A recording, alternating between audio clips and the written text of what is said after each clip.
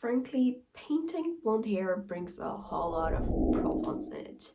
So girls, if you wanted to get a portrait painted, don't dye your hair. You're beautiful just as you are, just please don't go blonde. Unfortunately, that isn't something you can say to your potential client, so there is nothing else left but to learn to do so. But like you, in this video, I am going to show you how I dealt with this challenge while painting Dove Cameron's hair. My little sister asked for this portrait as a Christmas gift, and since I wanted to do this right, I spent ages analyzing the best color palette for her hair. I can deny anything to that child. Yeah, I didn't want it to be too red, too dark, or too yellowy, so it will resemble a stack of hay. Well, you can imagine, well, painted mainly people like Anne of Green Gables in the past. First, let's test the colors we'll use on a scrap of paper. I like to have my colors all mixed and prepared before I start to paint. This is a step I avoided as a beginner, proudly thinking it's a waste of time. Well, however, when poor Scarlett Johansson ended up like this, I realized that it might be useful to take a few minutes to prepare. First, I mixed up a very light shade of white with a hint of brownish red. Well, it's exactly like when you look at a photo reference. Her hair seems almost white. It's the shadows when we add a little bit more of that color. The next color is brown mixed with a hint of purple to achieve a cooler look, but literally.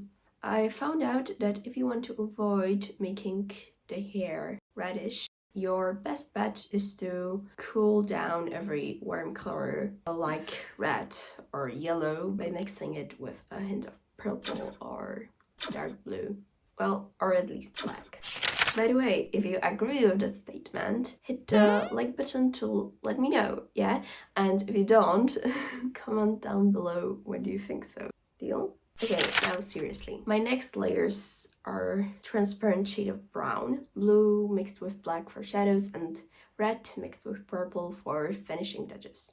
But you can see I limit using it to the absolute minimum. I think the most important things you should do when painting blonde hair are to cool down every warm color you use. Yeah, and apply these colors only to places where you have shadows.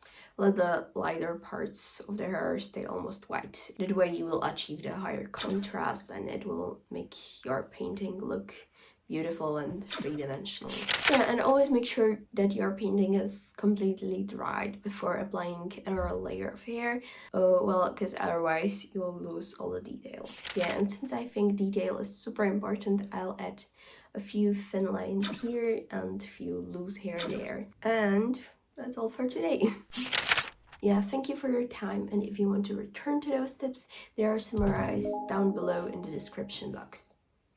Yeah, and if someone would do me a favor and summarize them in the comments too, I would be grateful. Yeah, and if you want more tips, there will be a new video next Tuesday on painting hair in general. In this video, I focused mainly on the colors you should use when painting blonde hair, but if you have still some questions about the technique, put them in comments down below and I will answer them in that video. Lastly, please consider subscribing to my channel.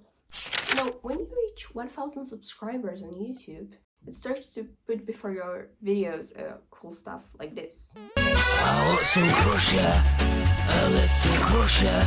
Yeah, and it would be a shame to lose the opportunity to see something as original as that.